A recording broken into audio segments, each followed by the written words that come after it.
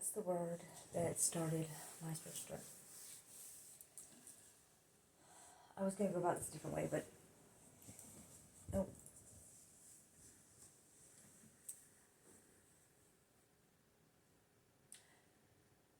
The assignment was to tell my spiritual journey. So thus far, that's what started it. I'd heard angels before. I'd been saved a couple times, or I just didn't die. I didn't know why, but that word, empath, and you have to understand. A little bit of backstory. I was valedictorian in my high school. I graduated cum laude from the University of South Carolina. I have a degree in psychology with a concentration in science, and I love words. Words are my thing. When somebody says a new word, I immediately go and look it up to see what it is. But whatever it is, a word that is in my head already, and I don't know what it means. One, I'm a little freaked out because it's happened since then, a couple different months. But and two, I have to go see what the word is. I mean, I knew what empathy was, but it's like that didn't sound like empathy. It sounded like empath. It sounded like a noun, not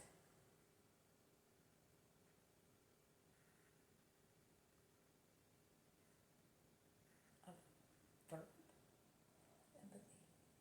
No, it's still a noun. Empathy is a noun. It's just empath sounded like a proper noun, like a person would be an empath, and that's exactly what it is. It's a person that feels things in the world like they're their own.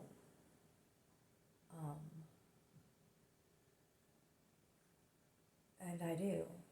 I feel, and now since I nurtured it a lot.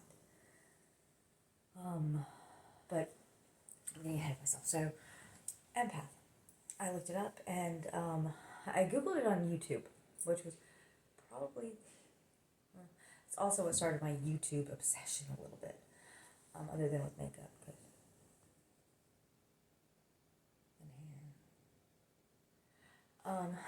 It was the next thing, but it's been an ongoing thing, and the layers. So they had these, and back then, I don't know if they still have them now, but I don't really look. But they had these little questionnaires, but it was more like the video that was. And so it would ask you questions to you, and there was like something like 60 questions to the video, and of the 60 questions, 55 of them definitely pertain to me, absolutely. There was questions like, do animals love you? Do animals just come up and feel welcome around you? They always did. It was stuff like that, do you walk into a room and you can instantly feel that something's off? I was a server at the time. I had just broken up with, the guy that I wanted to be my boyfriend. We were together for about 3 years ish. He told me I had to leave him and his mother because he lived with his mother and I was living with them. Anyway, he's also 10 years younger than me, but he was on dialysis and he was real depressed. He was always real depressed. I used to get him to do stuff by saying, Jesse, what's the worst that could happen? You die? Then you get what you want. You win anyway. But you do the stuff. Anyway, so I'm trying to get so that little green thing doesn't continue to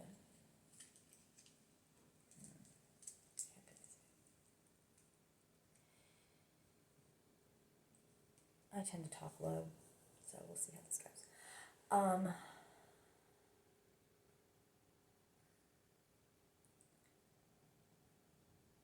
and I was working at Barrel House Grill in Walterboro, and I was working my ass off. When I tell you I was running 16,000 steps a night, I'm not kidding. I can show you. I loved serving, and I could just feel everything. But I didn't know that's what I was doing. They thought I was anticipating people's needs, which I was. But okay, so after I took the million questionnaires, because it's not like I just did one video. No, I kind of overdo it. I like to learn things. So, and I need to pause this because I gotta go get the charger. About the empath thing. And I was actually happy this day. Like, I was really happy. Me and Jesse were getting along again, and I was in a great mood. I was serving tables. So I jumped to this table, and I burst into tears. Like, when I say burst into tears, And to the point that I swear to God, I looked dead at this girl, because it was a girl and a guy, and he was like freaking out, and she was just kind of freaking out too. And I looked at her and said, "What the hell is wrong with you?" And she was like, "Excuse me?" I said, "I don't know. There's something wrong with you. These are not my tears. I don't know. I know they're yours. They're not mine. But I know they're yours. So what's going on?" And I immediately stopped crying. I guess she took her emotions back. And turns out her mother had died recently. And I asked the boyfriend if she had been dealing with it, and he said no, she won't even talk about it. Now, except now with you, and I've never seen. I live in a very small town. I've never actually seen those people again, which is really weird. Because I lived in a very small town, in Walterboro, South Carolina, and when I tell you that everybody knew everybody, everybody knew everybody.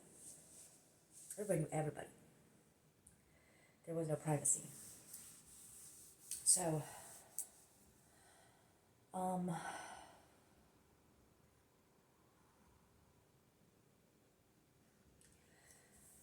that's where it started. And then I dove like headfirst into the whole empath thing. And I got into tarot. And I'm really good at it. Like, and the thing about it is, and I tell people this all the time, it's part of my gift and my curse. Because everything that I have to tell somebody, I have to hear myself. I know what they're going through because I've been there. If I'm not still in that energy, I've been there before. I know the energy. Been there, done that, got the t-shirt. Like, my guides are crazy powerful. And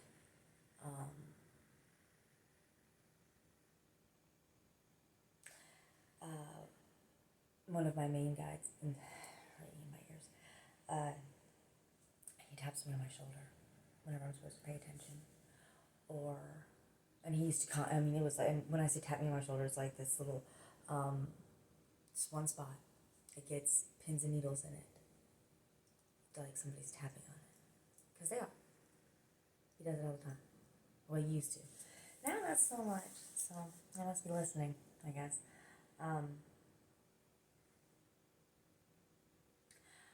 That would be Michael. And yes, I do mean the Archangel. He's not with me all the time. But he's there when I need him. He's a pain in my ass, though. It wasn't his voice that I heard whenever I heard angels. I heard angels twice. When I knew, before I was like awakened, when I was still in my very much well, I've always been awake.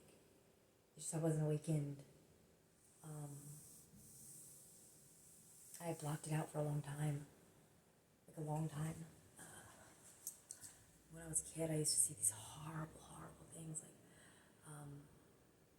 my mother took me to one of her friend's houses who was not doing too well. She had this horrible, like, chronic pain in her back. And mom was just going over there to help, you know, just to talk to her and bullshit, and which is what they always did. But, I mean, I hadn't really been paying attention. And that day, I sat down with mom and while she was talking to this lady, and there was just this thing sitting on her shoulder, like,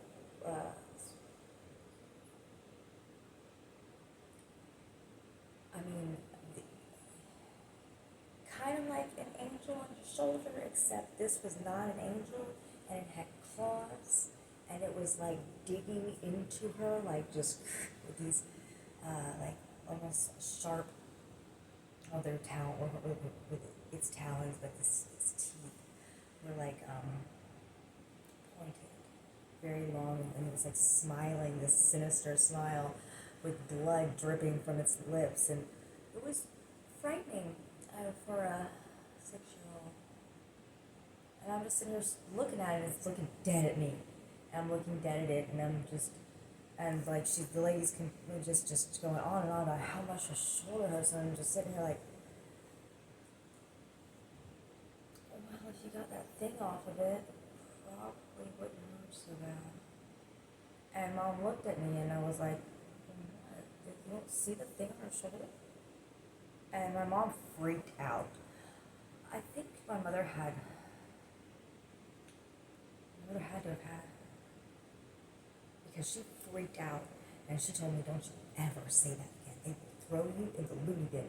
Don't you dare ever say anything like that again to anyone. And I said, okay. So, and I kept seeing stuff over and over again. I had these horrible dreams about, like, just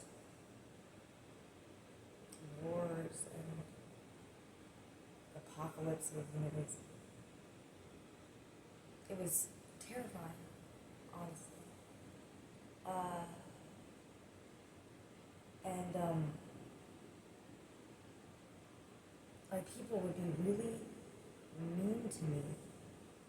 My whole life, people would be mean to me.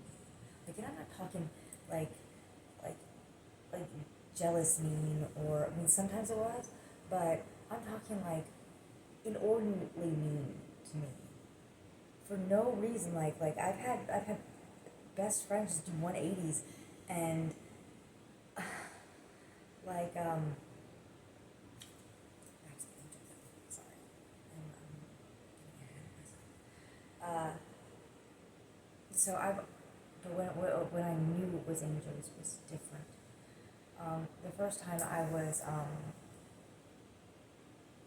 20 years old. I was a dancer, and I was doing a lot of cocaine, like a lot, like at least 8 balls a day, on top of drinking constantly, because I, I wouldn't have, inside my head, there was a constant war. I hated confrontation. I hated anybody getting angry at me, and I hated, like, the any sort of confrontation. I just couldn't handle it, and I would constantly. It was like the barrage of scenarios that could go wrong, and what I would say to get them to not go that way, and what if this happened? What if this happened? What if this?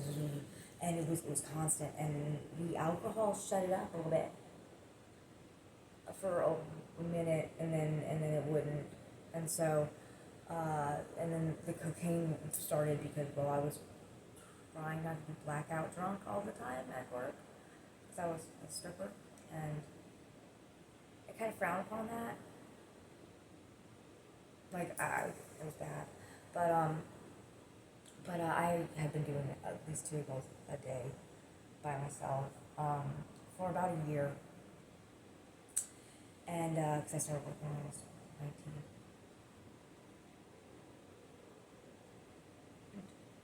So, I'm not ashamed of anything that I've ever done. I might not want to deal with the judgment from other people, But it doesn't mean I'm ashamed. Everything that I've done there's been a reason for it. And in fact, I was watching tarot a lot later on afterwards. But I was watching tarot a lot, and went this one day, and it was a pick a card, and it was one of my favorite ones, and I still watch her actually. But she said, "Oh, baby doll," she said, "I picked my little angel, and it was happened to be Michael." Hilarious, you know. But she said, "Sweetheart, I am so sorry." Said, "I want you to know that a lot of things that you went through, you did not deserve it. You did not deserve what they did to you, but you had to go through it.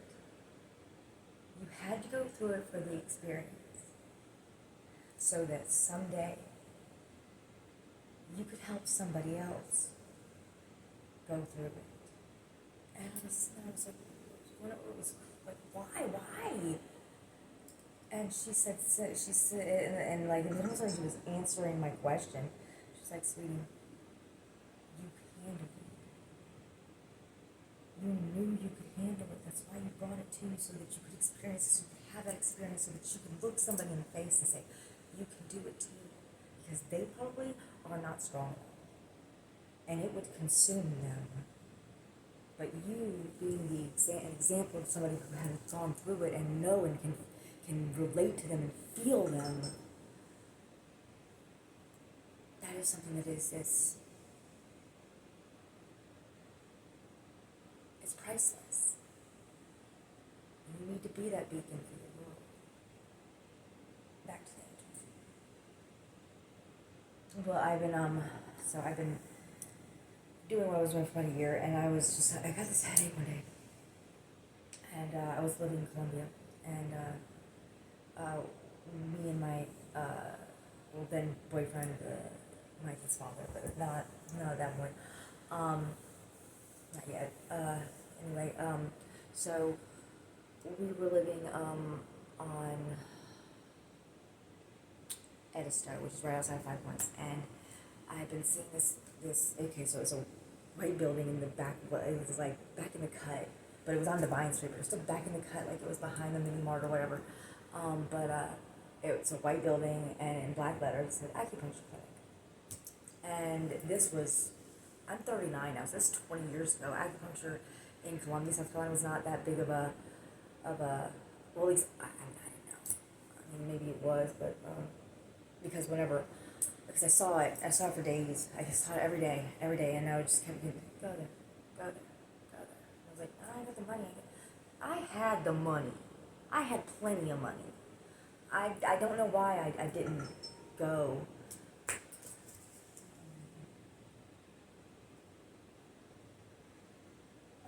This is like shadow interference. Anyway, so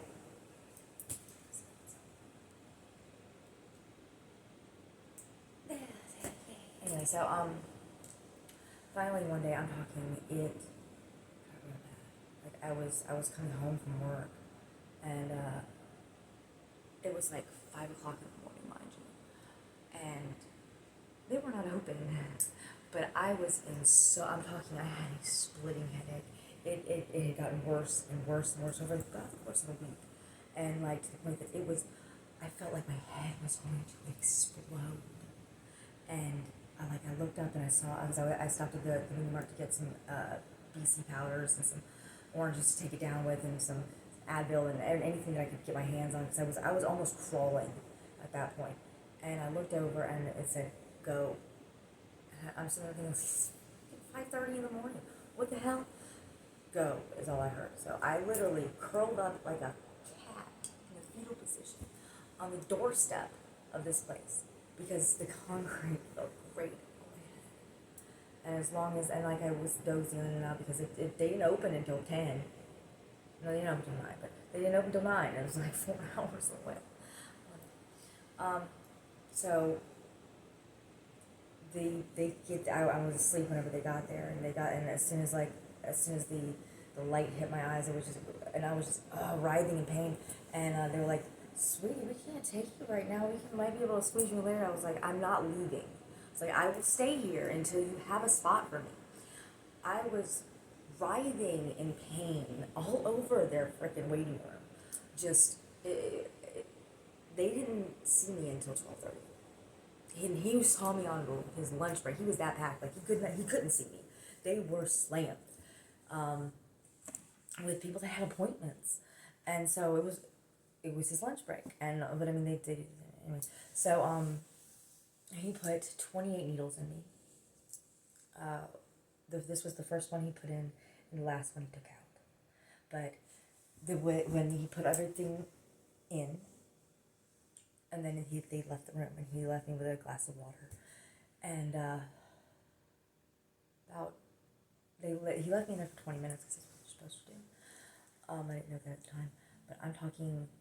As soon as he left the room, my whole body just got hot.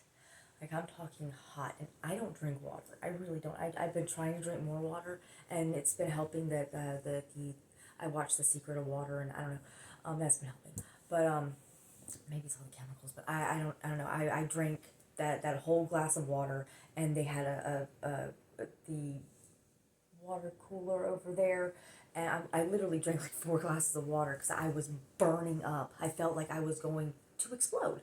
Like the fire was everywhere, and then I went into like this cold shock where I was freezing, and then went back to hot. It was I went through like 3 cycles of this, in like a 20-minute span. And he came back and he's like, "Are you alright?" I'm like, "No, I feel like I'm dying." He was like, "Oh, okay." So I started taking the needles out, and like I said, this one was the first one he put in and was the last one he took out. When he took out that needle, and mind you, if you're not familiar with acupuncture, these needles are smaller than a strand of your hair, like they're thinner than that. 2 cotton balls of blood poured out of the center of my forehead. He was there with he had to catch, because I as soon as he took that out, it was like gushing, and he 2 cotton balls of blood poured out of the center of my forehead. There is no reason that blood should be anywhere that close to your brain. I found out later. He said he'd never seen that happen ever in his life before. I went home and I slept for 2 whole days, knocked out. I woke up, I felt like $1 million. I'd never felt so good in my life. I still haven't felt better than that ever again, really. But I'm completely convinced that that was a brain aneurysm that I dodged. I dodged that bullet thanks to that. Go there. Go there. Go there. The second time. I didn't know it was angels the first time. I only put this together after, way after the second time too. So, fast forward. I am now married to a narcissist, living in my mother's house with my mom, who just lost her, well, didn't just lose her boyfriend of 13 years, but he was the closest thing to a father I ever had. And I had my father my entire life. But Whaley was closer to a dad than my dad was. So I'm married to a narcissist that I don't know is a narcissist. I figured this all out later too. But he had gaslit me into a stupor. Like I had already, my mother had a lot of issues as far as pain and stuff, but I think she was just trying to make everything that was going on I mean, Jesus Christ. But I mean, her mother killed herself when she was 2. She hung herself from the staircase in their house, apparently in Pennsylvania, when my mother was 2, and she did that because her dad was cheating on her mom, and then her dad married the woman that he was cheating on her with. And that was her stepmom, who didn't really love her or her sister. But she loved her 2 kids that they had afterwards. So, there's that. Anyway, so I'm with a narcissist. I'm with my husband. And I've already tried to kill myself. My mother had, like I said, a bunch of, she just got in this prescription cyclobenzaprine, which if you don't know, that's Flexeril. And hers came in 90 pills in a bottle, because it was a 3-month, she had to get 90-day prescriptions.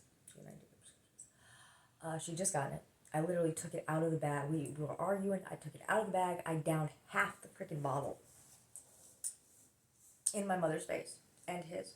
Put it down and fucking grabbed my bottle of vodka, because I was still drinking at the point, and just took a big old swig, enough to knock me the fuck out, because I wanted to go. I was done. I was tired. Take me. I'm gone. This is fucking over.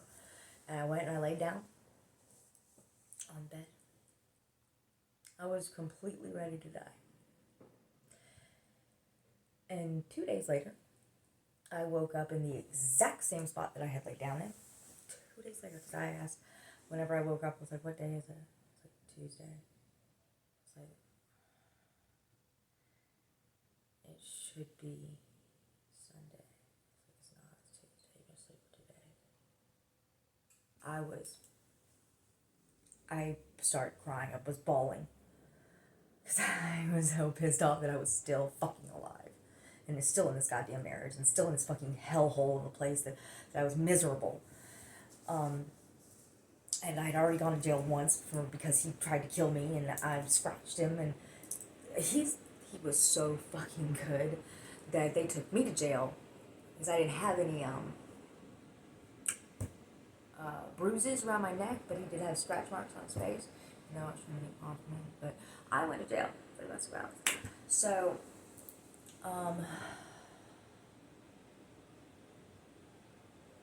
we were doing a lot of drugs,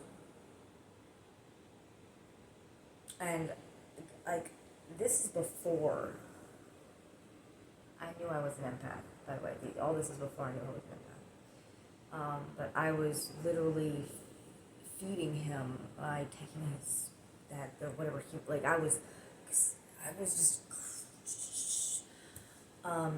I was mimicking everything that he was doing, with the drug stuff. Anyway, so we got into it. One day actually, after we finished work, and he had me again. And like I was gone, and I just didn't want to look at him while I fucking died. Again, I was kind of ready to go. I was ready to go, but I didn't want to look at him while I died. So I looked over, and we lived in the country in Walterboro, and in a trailer, and in the woods, basically, with my mom.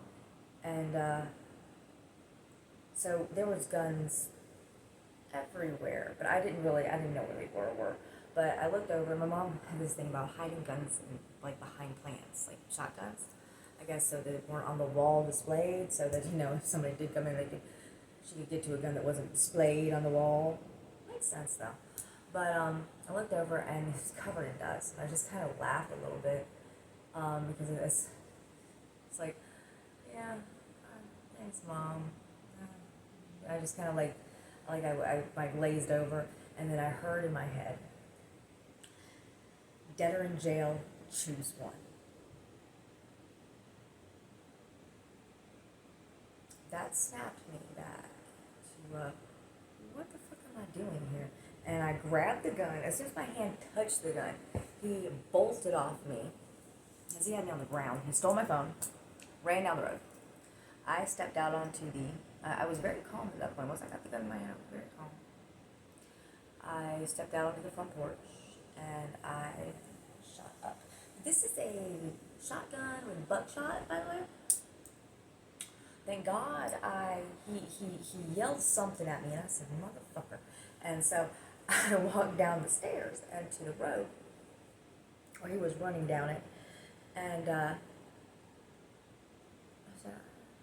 so I took aim, and then I thought to myself, well, I'm going to jail, but if I kill him, I won't be getting out.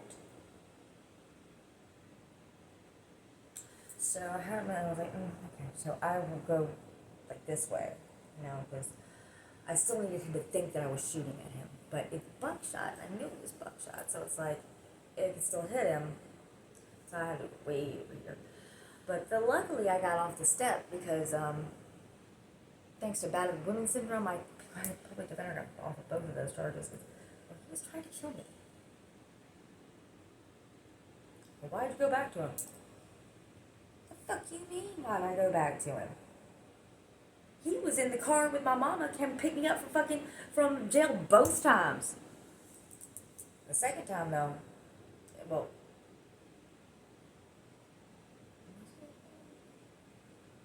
no, he wasn't. The second time because I stayed in jail for 11 days because I knew that if I was in jail, he couldn't get me there. But then I wanted to see her real bad. And so I bailed myself out. I had money to bail myself out to begin with. But, and I've only seen him once since then. He's tried to get in contact with me as far as Facebook and stuff, but I have blocked him every single time. He wants his name back. I told him no. His last name was half the reason that I married him in the first place. I grew up as an Hospitali. Samantha Louise Hospitali. You know how difficult that is to spell? It's not difficult to spell. You know how aggravating it is to have to spell it over and over and over and over and over and over and over for your entire life. I was valedictorian of my high school. I was in kindergarten through 12th grade at the same motherfucking school. And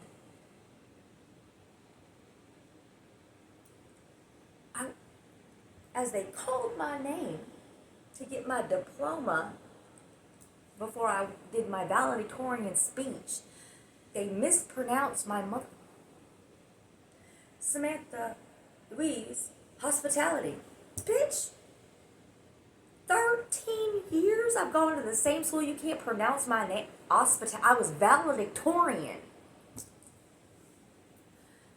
Not the worst of that part. My dad refused to come to my graduation because he said I could have done better.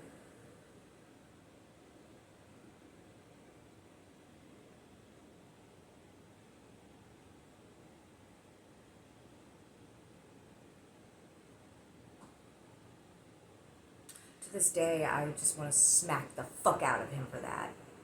Because how, bitch? How? Oh, there is nothing above valedictorian to get. Was I not the greatest daughter? Probably not, but that's because he never gave me any sort of validation ever, which is hilariously enough. And I've discovered the whole awakening thing was so. Yeah, it's a cult, kind of. I don't care. I'm drinking the sauce because the sauce is helping and also not killing me, so it's cool. I've come to terms with it. I'm alright with that.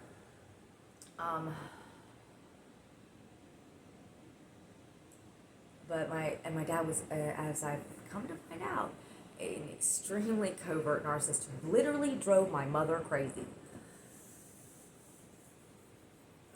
Gaslighting, and he looking back at it now because I've had the flashes and with the breath work and all this stuff, and afterwards because yes, I've had some sort of visions then, but it's afterwards it'll just kind of hit me, it'll kind of click somehow, and it's like, oh my fucking god.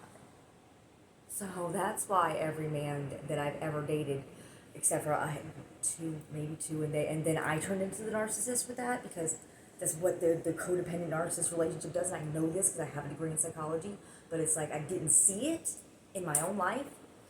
But it's like every man I've ever been is emotionally unavailable, sometimes physically unavailable, doesn't do the, like, starts out with the whole lovey, lovey, lovey, and then they, oh, we didn't say that, oh, we didn't do that, oh, it's not like that's not it, nuh-uh, or they're stealing from me and be like, oh, I don't know what you're talking about. What? I'm a Capricorn. You think I don't know how much money I have at all times? I might be a little off, I might not have like the dollar and cent amount, but I know basically how much money I have no matter how many places I have it. Because I'm a fucking Capricorn. We are all about our money. And I know, anyway. Um, but money just comes to me. It always has. I just don't know how to hold on to it. I like shiny objects and makeup. And I like to look pretty. I like to feel pretty because you know what? As I'm having this conversation with you, technically I'm having this conversation with myself as I'm looking at myself in the mirror. It's a little unnerving, but my makeup's on pretty good today, and well, this is makeup from technically yesterday, but and I'm kind of mesmerized by it because I like looking at myself in shiny objects, and I like the way I look, and that was not always true. I was shamed in a lot of ways. But I have had this epiphany recently, thanks to the Awaken thing. That, because, okay, so, sound a little far fetched. I really don't care if you believe it or not. The truth does not need your belief. Thank you, Danny. So, and I know it's true. About 4 years ago, maybe a little longer. After my husband, um, look, so much. My life has been so much. But, okay, so I was with a friend and we went to Charleston, and we stopped at his friends, and I met this guy who's a tattoo artist. He actually did the tattoo on my back that still needs to be finished, but anyway, so he fixed it because somebody really tried to hurt me with that. Like, they fucked me up on purpose. Again, people, because it's my light. It's my light, and I know that. And that's why I've been so terrified to talk. But I think that's because of a witch. I know that's because of a witch wound, a very big one, because when you're the original one, and everybody else that can see it, don't know it yet. They try to just anyway. I know I've been murdered several times just because of the shit that I've said. Not really. I just can feel it. Anyway, so but thanks to Danny and Mary at the Rustic Raven in Florence. That woman changed my life before Danny did. Danny, she started it, and then I went to the Awaken thing, and it's been a whirlwind ever since. Not that I'm complaining. But anyway, so about 4 years ago, I met this guy, the J-Pop Tattoo, and he said the most outlandish shit to me at the time. He said, yeah, I'm Anubis. I said, what? Hold up. And I wasn't, like, I love, the first book I ever read was Greek mythology. Go figure. But, and I was just enamored with it. I never really delved into Egyptian mythology because I didn't even really know that there was mythology, to be honest. I just heard about the Egyptians. I didn't really know about their gods. And definitely not taught in school. But, or not in my school. And even the Greek gods and goddesses weren't really taught in school for me. They just happened to be in these stories, in the literature that I had to learn. But the first book I ever read was when I was like 5 years old. I was in the library looking at the Greek mythology book. still remember it to this day. Anyway, so he said he was Anubis. I said, the dog-headed king of the underworld? He was like, jackal-headed and not king of the underworld. No. He is Anubis. He's the inner child that Anubis let out to play this incarnation.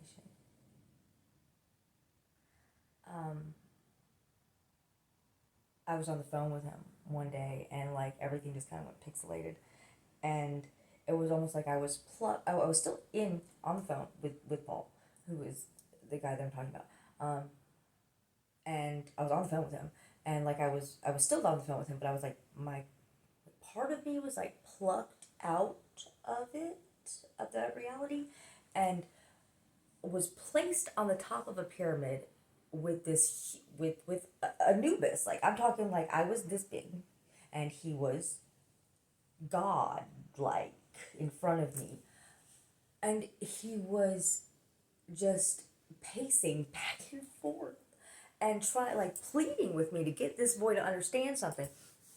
And he kept calling him an impudent child. Like, and I'm like, what do you want me to do? Do you want me to force him to what? How am I supposed to do that? What do you want me to do? Isn't his choice? Like, it's just gonna be so fucking hard. And I was like, I know that. That's why I'm trying to tell him not to do it. But he has to make that decision. And he just got so frustrated. And like all of a sudden I was back, and I was like, okay, well, I guess that's that. But, okay, so before the vision thing, it's just the confirmation of it. Again, y'all can think I'm crazy if you want. I'm not. And I will always love that quote. The truth doesn't need your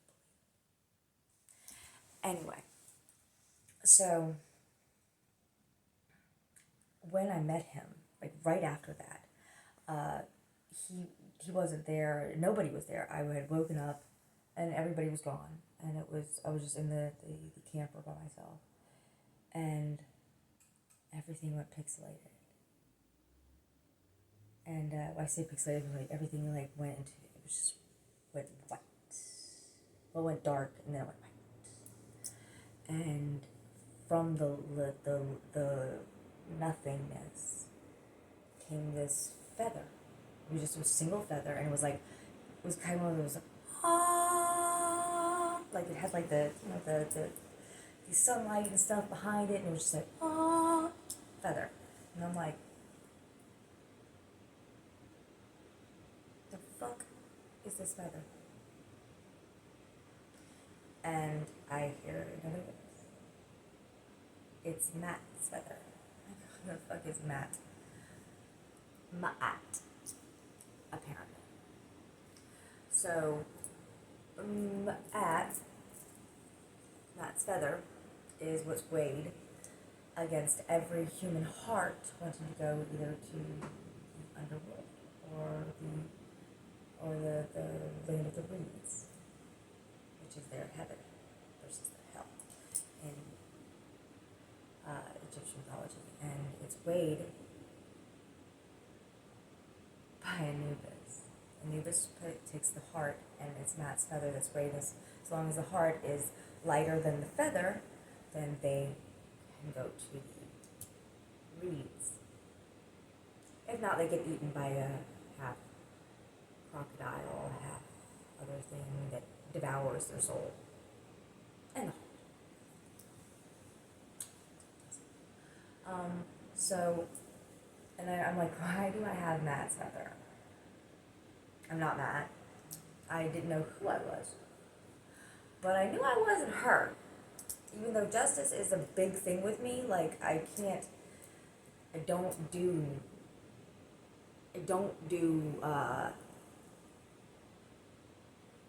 I know what injustice is. It's been done to me. And I've had to endure it. And I've also got to see, like, and I can't hurt people in that way. Like, even before, when I was completely, like, when I was hurting people and I didn't really know it because I was drunk off my ass all the time, like, I would get physically ill, and not just because of alcohol poisoning and throwing up the next day, but, like, I would, like, my soul would hurt. You just can't, and then the disappointment and feeling all that was just too much.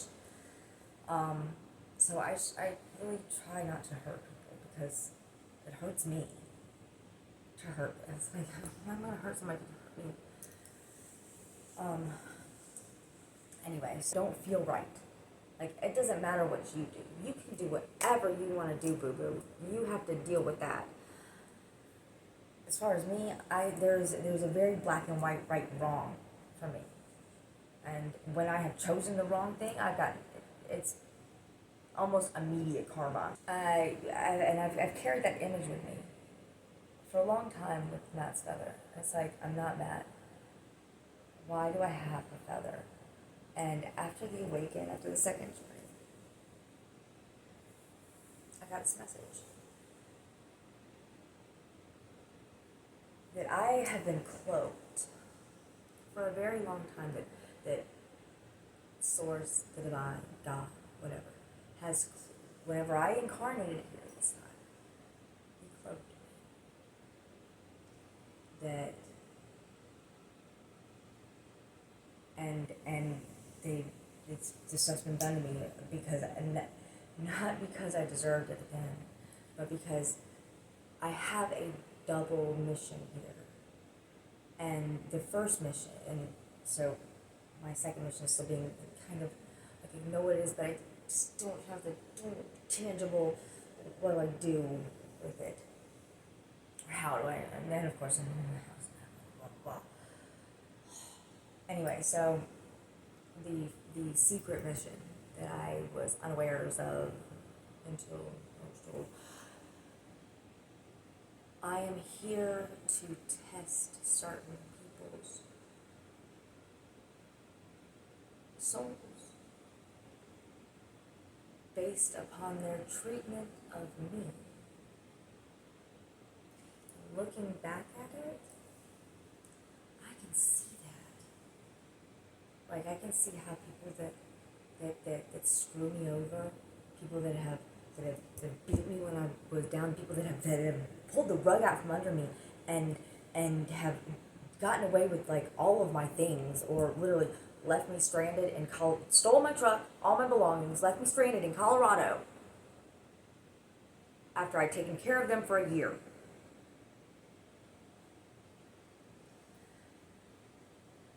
But I fell in love with Colorado because of it. And that was their test.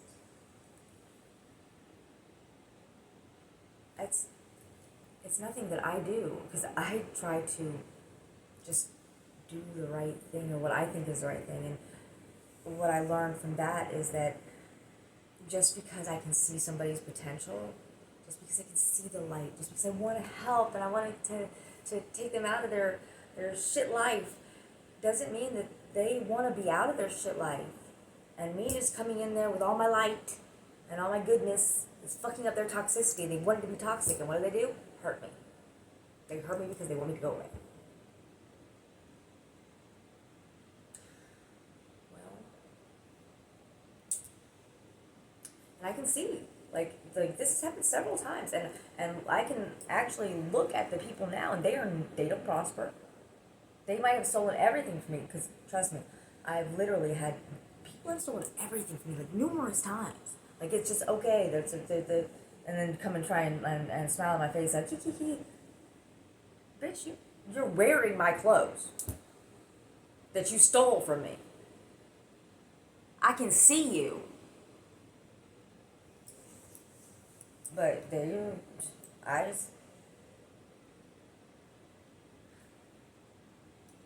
Pluto's also been in my sign for 20 years, which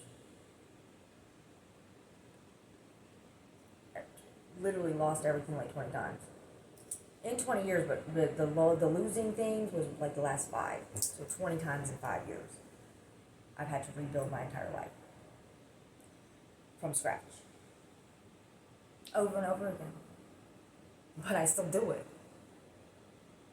without a big problem.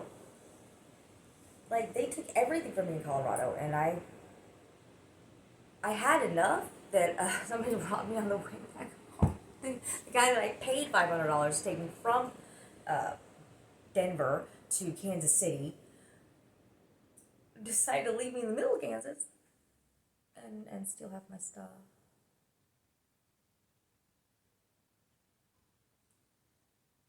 I won't get into why.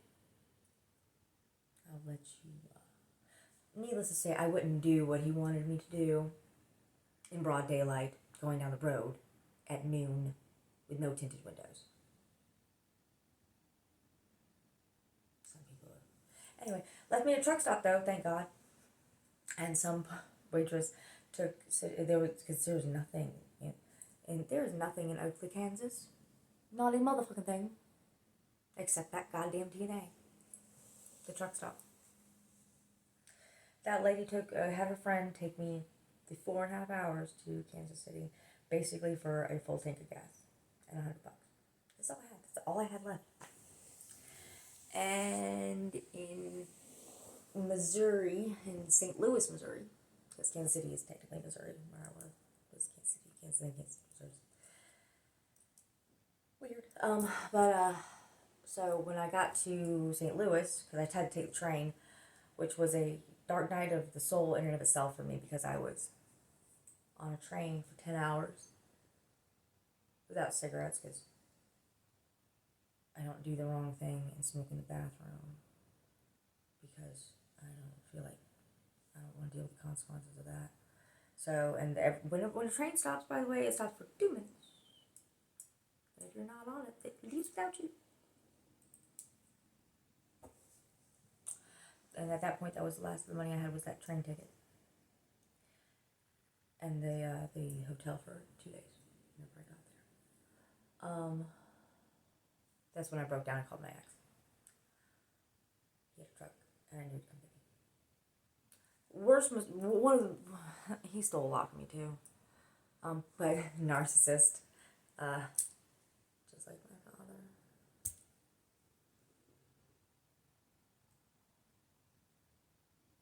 So,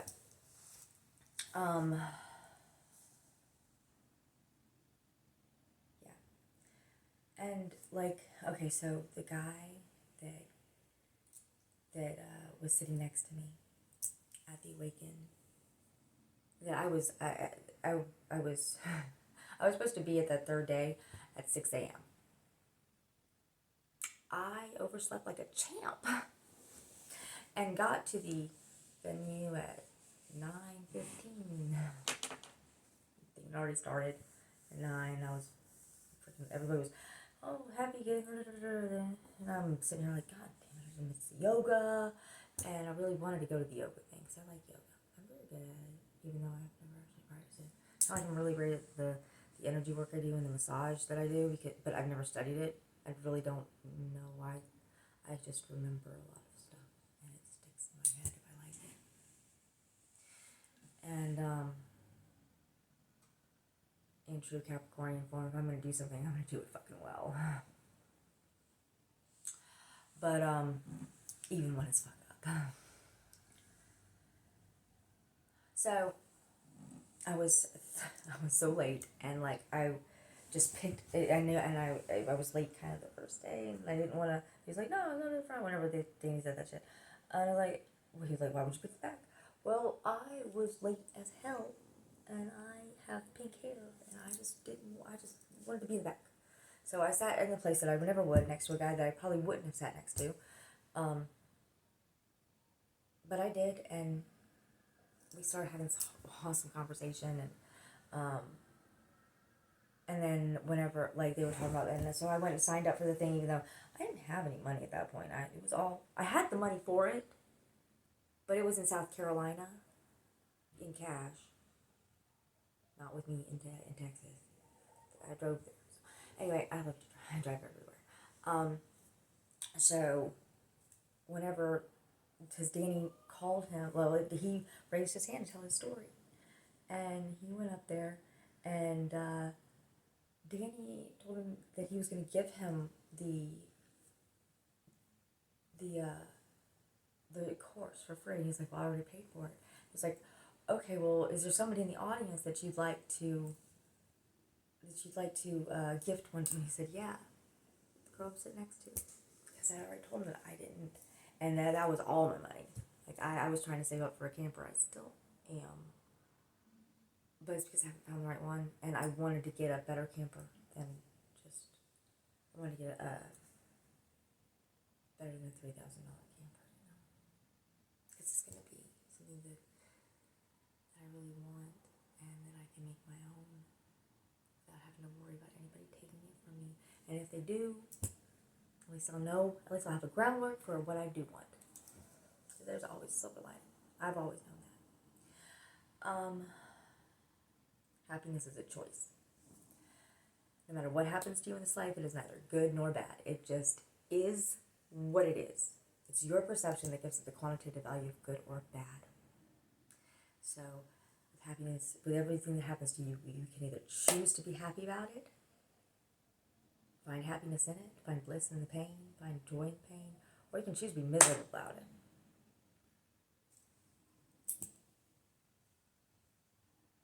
It's your choice.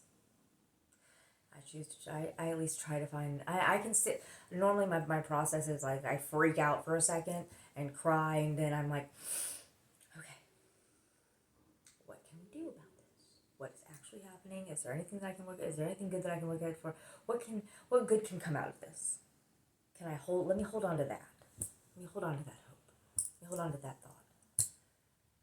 And drag myself out of the bullshit that I'm in yet again. I don't know, it's like, but back to the divine purpose. That is one of them. Like he's good. unless somehow he decides to murder me in my sleep, that man he's definitely going to get good karma for that. Because people don't treat me well. They never have. They've chosen not to, because they wanted to take me down a notch. They wanted to take what I had, or they want my blessings. They want my life, even though my life, they must want the life that I'm going to have. But what they don't understand is they gotta have to go through the shit first. You want my blessings, you gotta take my shit too. They don't think about that. Oh, she's already gone through that. But nobody can test me. I know who I am. Am I going to tell you? Probably not. Not everything is for you. Not everything is for you. That's the beauty of it. That's why there's never any lack. That's why there never was any lack. It's all a fucking lie. And the word belief is the word lie. Remember that. But yeah, like,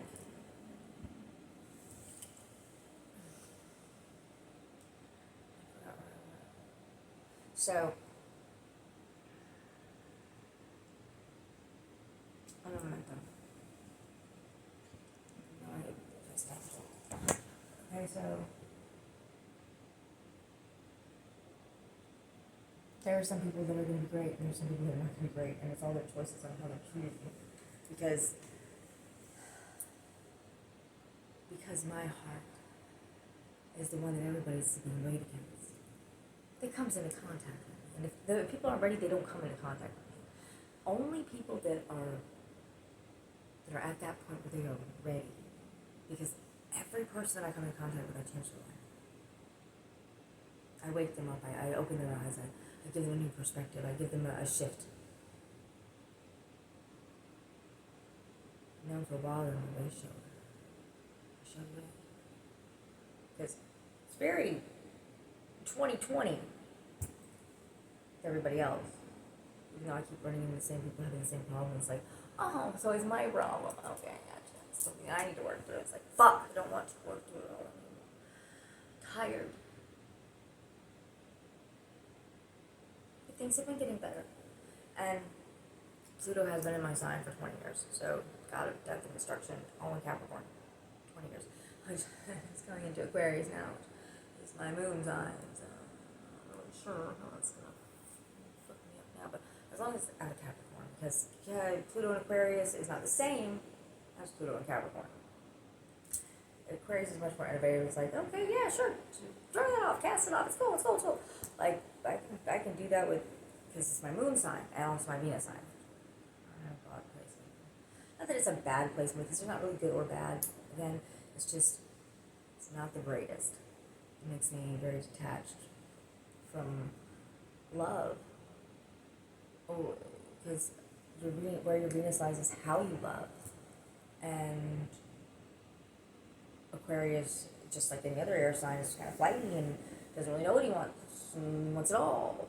That's kind of, so if you were to, so Venus in Aquarius is the one that goes into the bar and orders the flight of all the bourbon. Just try it out.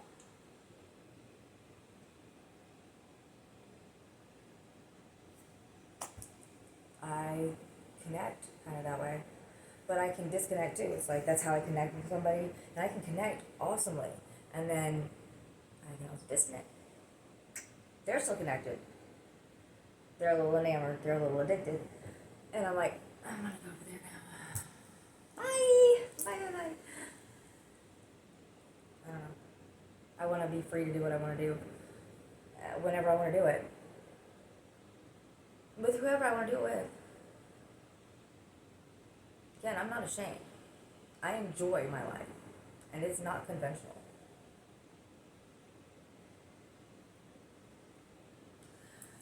But I help everybody that I come into contact with.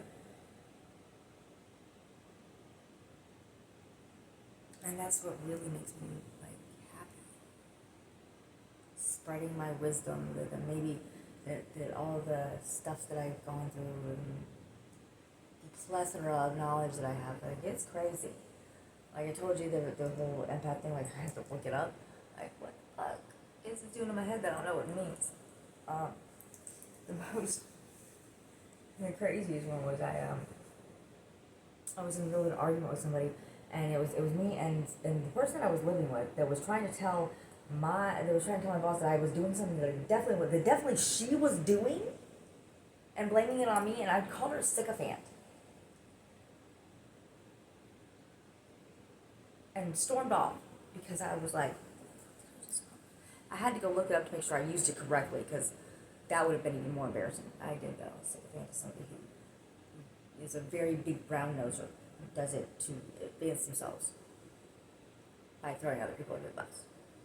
So I used the word correctly, so I was plus grammar and spelling and correct punctuation. Bad grammar seriously gets on my nerves. It's like, and I know, I get it, but there's certain things that just irk me, like stupidity. I really can't stand stupidity. It's like, you are there. Why is anybody arguing about anything anymore? Google has all the answers. It just does. For most questions that people are actually, it's like, why the fuck are we arguing about this? See?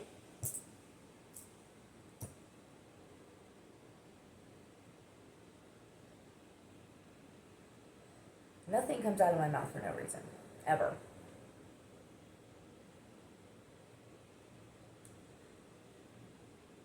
And everything that I feel is always correct. And I know that thanks to my baby daddy. Because he was a narcissist too, who gaslit the fuck out of me constantly. I knew that, like, I thought he was cheating on me all the 8.5 years we were together. I thought he was, I knew he was cheating on me, I just could never find any proof. Ever. It was like, and it was, drove me crazy. And so, he left me for the woman that he's with now. He's been with her for 11 years, 11 and a half years, 11 years. But the day before Thanksgiving last year, she left him for his best friend. Granted, for 11 years, this man looked down his nose at me, while me and her had to be a family unit with the kids, because I had 2 kids with him, but I wasn't ever really stable as far as to have the children around me. Plus, at that point I was a horrible mom. I wasn't a horrible mom. I just wasn't a very good mom. I didn't have any structure, and they couldn't have been with me and gone to school and stuff. I wish I would have been there more for them, but they had their own path to go through too, and I get to be with them now, mostly. So he was the day that happened. He called me, and then we were really close friends because he finally saw that I wasn't what he was making me out to be, or what anybody else was making me out to be. I was somebody else. I was not a bad person, and I wasn't a piece of shit. I was, but I've grown. And so he was trying to figure out how to get over her, and I suggested, well, there's a really great way to do that, Nick. Get under somebody else. And he was like, I just don't have my mojo. I was like, didn't they used to call you take that in high school? Like, that was a funny thing, but it was true. And he was like, yeah. He's like, but whenever me and you were together, Sam, I was like, it was just so easy. He's like, I had sex with everybody. I was like, huh? He's like, yeah. I was like, I was having sex with everyone. I was like, who's everyone? He's like, literally all of our friends. I was like, wait, hold on. What'd you just say to me? He's like, yeah. I was like, hold up. So how, when we were, but you, what the, he's like, I have no idea how you knew every time, but you always knew. It's like, you couldn't find anything out, and I was like, what the fuck didn't you tell me? He's like, why would I tell you? I'm like, granted, we were like 19 to 26. We were together 8.5 years. And I was like, as much sense as that makes. Nick, I busted the windows out of the garage in broad daylight with a hammer for the place we were renting. We got evicted. Because you were lying to me. You gaslighting me, making me think that I was going fucking nuts when, no, I knew something was wrong. He's like, yeah, every single time. You knew. I was like, holy fucking shit. So, everything I feel is correct. Ain't that about a bitch? Okay. That was one of the biggest validations and realizations in my life, was that right there. And he's since back with his baby, with her. And I knew she was a demon a long time ago. A succubus. I knew she was. I just didn't want to fucking, so I was friends with her, because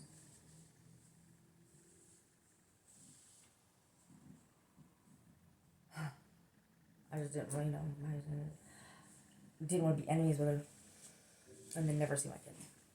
So we had a rapport until then, and then I told her about herself, and she didn't like that. So I mean, her, definitely. But he's definitely not. He's not Nick, because when I tell you, this man, his mother was a crackhead, and he dealt with me being an alcoholic, and so this man drank twice a year, every year. He drank on his birthday, which is Halloween. Well, it's the 27th of October, but he always celebrated Halloween. He drank Halloween, and he drank St. Patrick's Day, because there's a St. Patrick's Day thing in Five Points every year in Columbia, and that's where he's from, growing up. So twice a year, everywhere this man, twice a year, every year, was the only 2 times that he drank at all. We smoked pot whenever, like, we were like, I think we quit smoking pot like 2009, 2010. And he never touched it again. Even Crystal even smoked pot, and he never, not once, in fact, he was looking down his nose at her doing that, because he's not a druggie. when he got back with her, now he's drinking every day. He's smoking pot again. This is not 20 years. He was one way and then 180. Now that's called demonic possession. He allowed it in though. Because I was thinking about doing an exorcism. Because I know what's going on. I've seen it in several people all over my life. When it's a 180, they can say they never ever talk to me again. Because once I know, they can't deal with the way that I look at them, I think. Because of something about my light that's special. It's not like everyone else's. It's not supposed to be.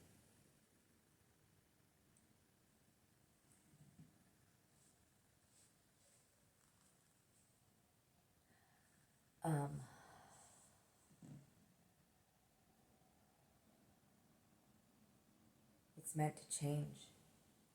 It's meant to transform things in a way that is not normal,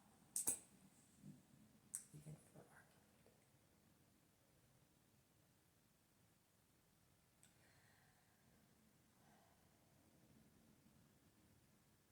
So yeah. And I was going to exercise him, but then I realized that I would have to incur that karma. And the demon probably trying to get me at that point, which I don't really feel like doing now. But he let it in. He let it in. Why am I going to save him? For him not to appreciate it. Because he won't.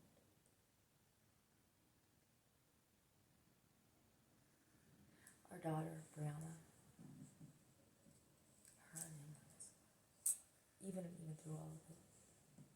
And then he kicked her out of the house on her 18th birthday. Because she didn't want to have Crystal come to her graduation dinner months before. Because she didn't want to ruin it. It was her graduation, it wasn't about Crystal. So he kicked her out of the house.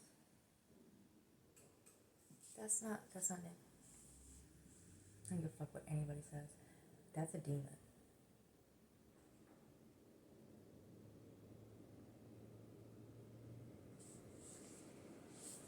And so now we are here.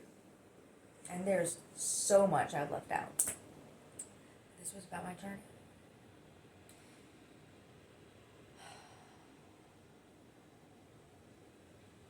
If you've managed to stick around until now, then there must be something here for you.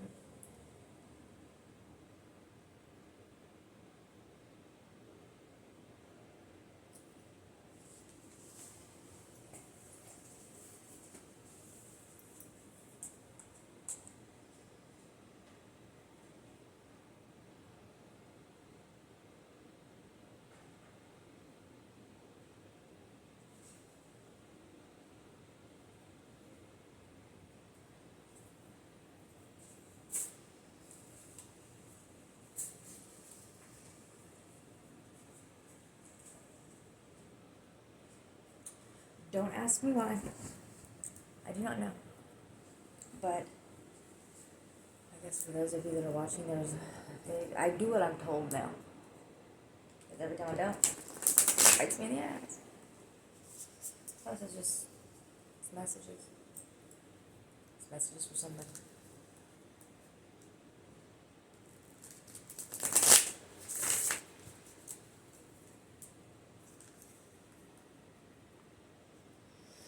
If you continue to look at everything that you've lost,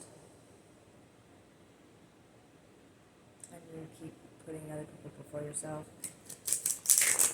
picking up everybody's birds and making them your own, even that's what's trying to happen now. Maybe the message is for me.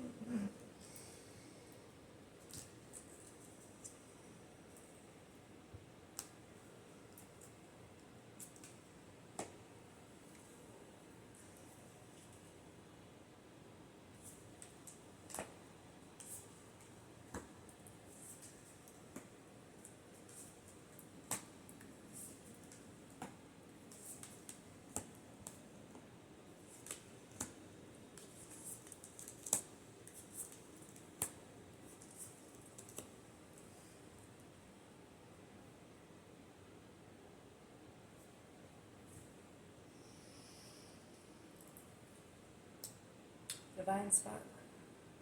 That looks like it. Ace of Wands. There's actually two aces in this reading. Two aces in a reading is good luck.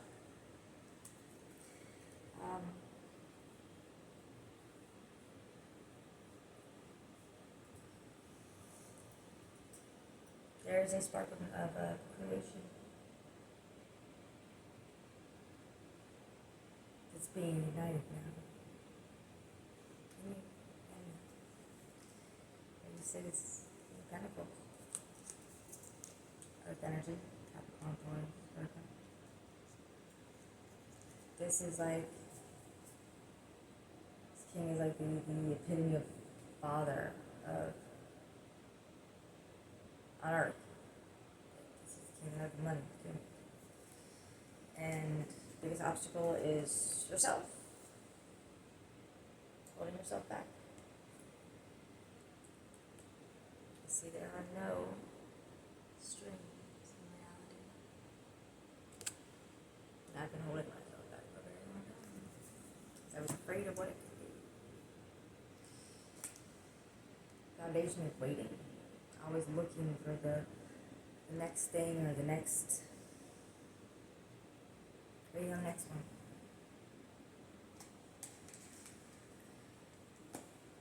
Somebody's coming with love though.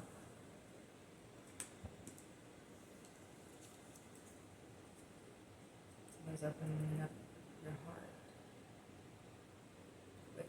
By opening up their heart.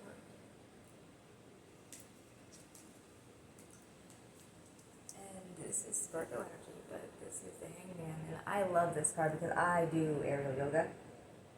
I have a hammock, and I actually like this pose. This is seeing things from a completely different perspective. Number 12, so it's a group. It's manifestation. It's allowing things to come. Because manifestation is not an action.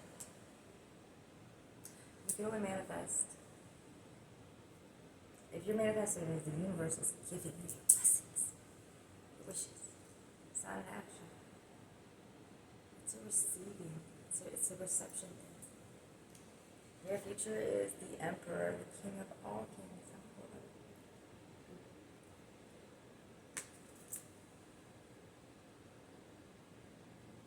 But when you're up at the top, don't come down to play with the peasants. If we're only at the top, maybe, but have somebody come to you. Don't go down to meet them. Don't lower your vibration because you're bored. Advice: work well with others. I hate working with others, but it will build something. And what will it build? Generational wealth. This is something you have absolutely no control over. It's an external factor.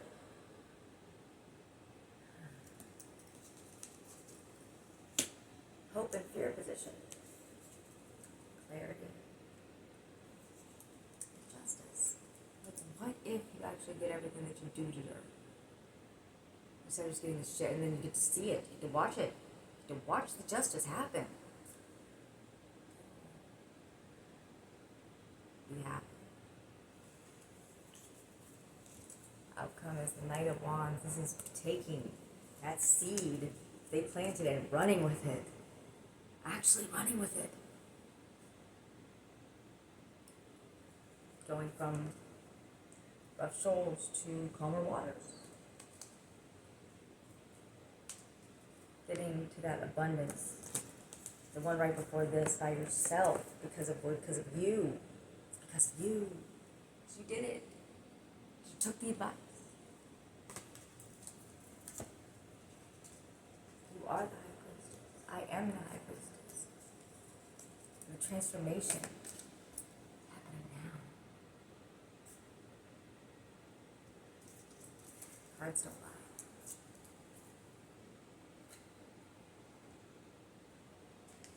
Victory. And I'm a Cancer rising.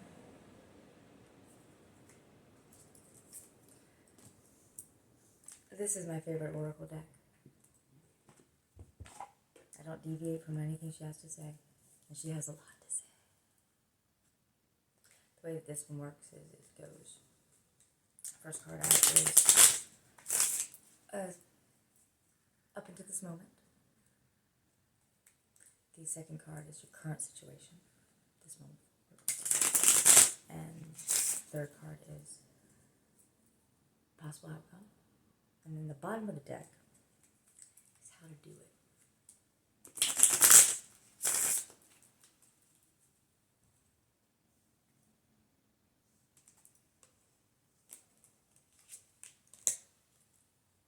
The upside down, I have to say that way.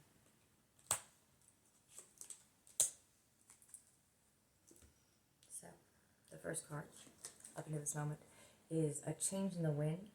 It's number 12. Number 12.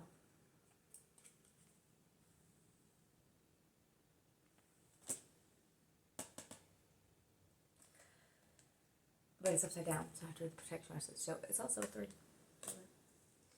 So I have to read the protection message. It's definitely shorter. Oh, yeah, imagine there's the page. Never happened. So, up into this moment. There are conditions brewing in your life you have no control over. Don't fight them. Change is inevitable, and it is for the best, for the higher good. For the higher good. Even if this storm blows away the structures you think you've built your dreams on, all will turn out as it should. You will have a renewed clarity and strength to do something even better. Spirit is your ally.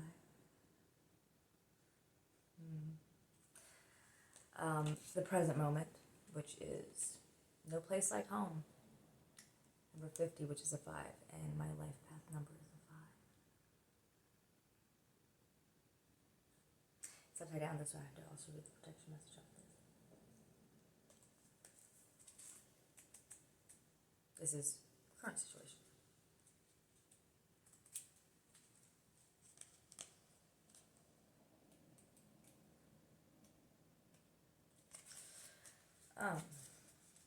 There are times when what is familiar and known is not the best choice.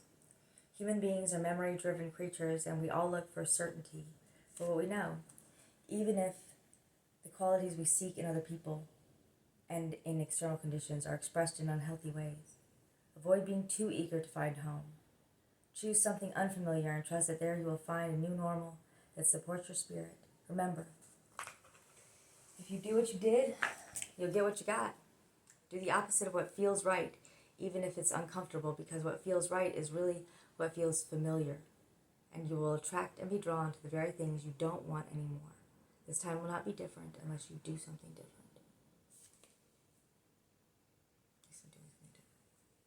And this possible outcome, message in a bottle, number 15. There's also 6, but number 15 of the tarot is number 15 of the tarot is the devil. Capricorn is the devil, by the way. So this is upright, so it would be a little bit longer of a card. Again, this is mostly for me, but maybe you can clean something out of it, and it can be helpful. So, the essential meaning to this card is communication, a sign, a claydon. A claydon is the ancient name for a spontaneous oracle delivered innocently by the speaker, pointing the way to your highest good.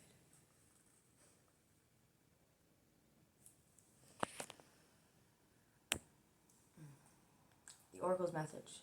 Spirit sends you signs when you ask for them, when you believe you will receive them, and when you allow yourself to become fluent in the language of symbols, oracles, and omens. They may come to you as a bird flying by, a logo on a truck, and a song on the radio. Expect confirmation that you're granted, that you're put in the right direction. Keep your ears open, for someone might say just the right thing that will give you the answer to your query. Today, your message is this. Spirit hears you, and the reply is favorable. You can expect someone to favor you with positive news. This could be in the form of a letter, phone call, or email. You are the intended receiver of this message, so stay open to what you learn. Only good will come of it in the end. The signs are all there.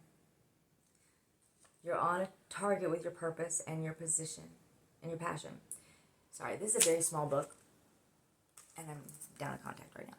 So, you are on target with your purpose and your passion. You're coming into alignment with your destiny, and Spirit wants you to know that you're on the right track. Expect a call, a new opportunity, or a message from an old friend or business contact that will lead you closer to your dreams and greatest desires. Spirit has been listening to you.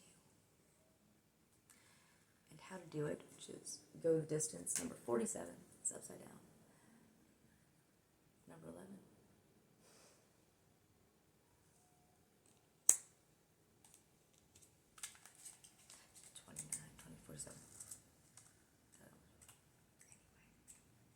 So, how to do it. Do you feel as if you've been wandering in the desert now for ages and ages and nothing is happening? When you conjure up the image of desert, you picture parched lips, sunburned skin, and mirages. But there's more to it than that. Amid the hot sands are creatures with resilient spirits, tough skins, and the willingness to burrow deep underground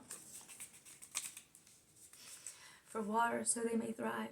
This is a time of developing survival skills and resilience. You are learning how to conserve your strength, and in this temporary time of austerity, it's wise to be selective about where you expend your energy. Listen to the call of your soul because it will never lead you astray.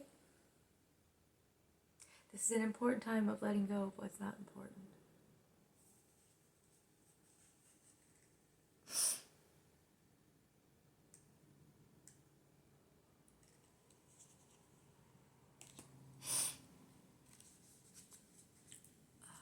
Extra advice, 25, round and round.